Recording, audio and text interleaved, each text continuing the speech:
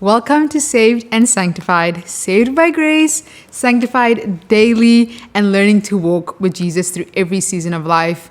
I'm your host, Tando. If you're new here, welcome. If you're not a newcomer and you're coming back again for the third season, welcome back. It feels so good to be back. But before we get in, as you can see the title of this is the prologue of season 3. Season 3 is such an exciting season and it's a new season. And if you've watched the seasons before this and you're not new to the podcast, you will know that we usually have not one, not two, but 3 show hosts on this podcast.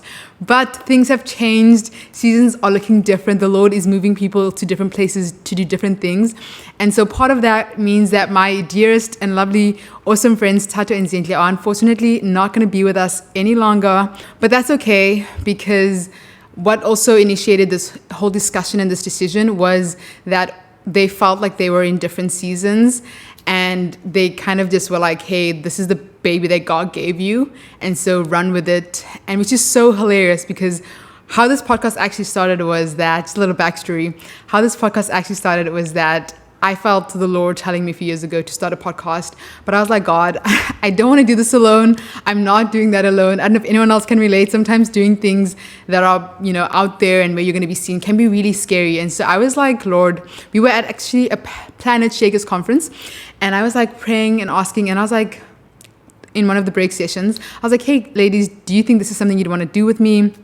They prayed about it and they felt the Lord's grace and were like, yeah, I will do it with you. And I think even them being with me the first 2 seasons, that was God's grace and mercy. And I'm so grateful for them and just them being a part of that season, those past 2 seasons with me, because it was amazing. I don't think I would have wanted to do Saved and Sanctified with anyone else in the beginning, because they are amazing. They love Jesus wholeheartedly, had the same vision and heart for young adults and young people.